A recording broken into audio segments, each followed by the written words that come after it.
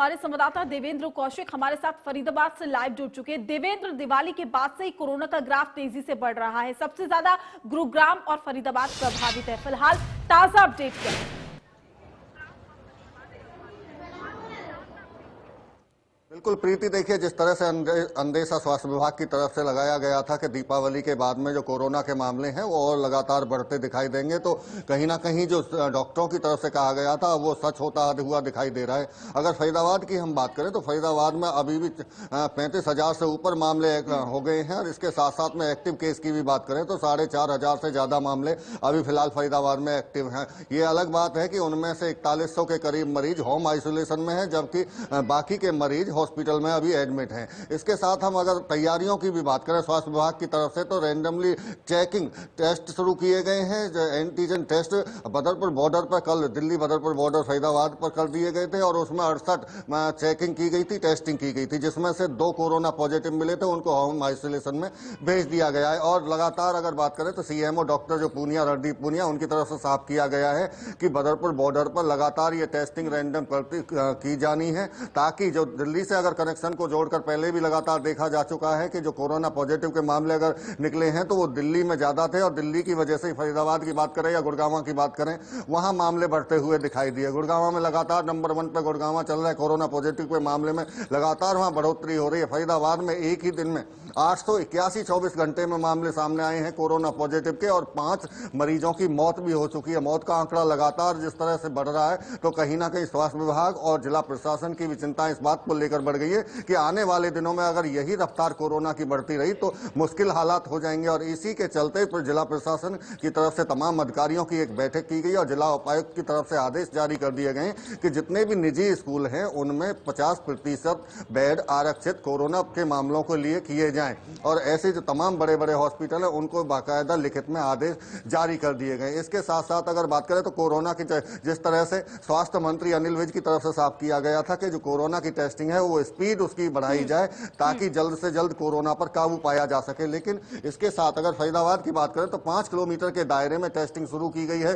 तमाम, चाहे सीएचसी हो, चाहे पीएचसी हो, और चाहे सिविल हॉस्पिटल हो, उन सब तमाम सेंटरों पर अब टेस्टिंग शुरू की गई है। और इसकी वजह इसके पीछे की ये है कि अगर 20 किलोमीटर दूर कोई कोरोना का मामला टेस्ट कराने के लिए जाता है, अगर वो पॉजिटिव पाया जाता है, तो इस बीच में जो रास्ते में जितने लोगों से उसका संपर्क होगा वो भी कोरोना पॉजिटिव हो सकते हैं, संक्रमित हो सकते हैं। तो इसीलिए उनके घर के नजदीक उनका टेस्ट करा दिया जाए, और साथ के साथ अगर कोरोना पॉजिटिव या संक्रमित पाया जाता है तो उसको होम आइसोलेशन या अगर हॉस्पिटलाइज कराने की जरूरत है, तो ये तमाम तरह के प्रयास स्वास्थ्य विभाग की तरफ से किए जा रहे हैं। लेकिन इसके इतर अगर बात करें तो कोरोना के पॉजिटिव के मामले लगातार जिस कदर तेजी से बढ़ रहे हैं वो कहीं ना कहीं चिंता बढ़ा रहे हैं, और यही वजह है कि अब अलर्ट पर एक तरह से स्वास्थ्य विभाग आ गया है, और इसकी वजह से ही बदरपुर बॉर्डर पर यह टेस्टिंग शुरू की गई है। जी प्रीति। देवेंद्र, बढ़ते कोरोना के ग्राफ को लेकर 2 बड़ी वजह मानी जा सकती है। एक बार हमने देखा जिस तरीके से त्योहारी सीजन था, दिवाली की अगर हम बात करें, जगह जगह जो बाजार है वहां पर भीड़ देखने को मिली थी।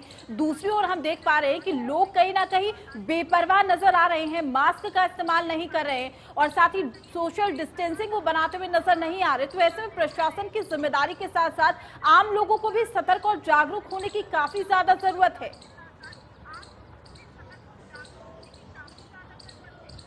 बिल्कुल प्रीति, देखिए ये बात आपकी सच है कि लोगों को जिस तरह लोग निकलने बाजार में शुरू हुए, बाजार में, और जिस तरह से जो त्योहारी सीजन शुरू हुआ, और इसके त्योहारी सीजन के साथ साथ में अगर हम बात करें तो देखिए मौसम का जो बदलाव है इसकी वजह से वायरल इन्फेक्शन बढ़ रहा है। और वायरल इन्फेक्शन का मतलब अगर आपके गले में अगर खराश हुई है, अगर आपको बुखार होता है, तो कहीं ना कहीं वो कोरोना की तरफ संक्रमित होने का उसका अंदेशा ज्यादा बढ़ जाता है। और जिस तरह से ये मौसम में बदलाव देखने को मिला, दीपावली के अगले दिन चाहे बारिश की बात करें, उसके बाद में वायरल इन्फेक्शन की काफी संख्या में बढ़ोतरी हुई है। खासकर बच्चों की अगर बात करें तो बच्चे में इन्फेक्शन ज्यादा बढ़ा है, तो ये कहीं ना कहीं कोरोना संक्रमित होने की तरफ भी इशारा करता हुआ साफ तौर से देखा जा सकता है। और एक वजह और अगर हम बात करें, पॉल्यूशन जिस तरह से, चूंकि दिल्ली एनसीआर के क्षेत्र में पॉल्यूशन सबसे ज्यादा बढ़ता हुआ दिखाई दिया, और ये जो पॉल्यूशन है ये भी लोगों को बीमार करता हुआ दिखाई दिया है। तो कई ऐसी वजह है। इसके साथ जिस तरह से प्रीति आप भी जिक्र कर रहे हैं कि कहीं ना कहीं जो लापरवाही आम लोगों की तरफ से हुई है वो एक सबसे बड़ी वजह मानी जा रही है। हाँ, ये बात अलग है कि पहले जो इंतजाम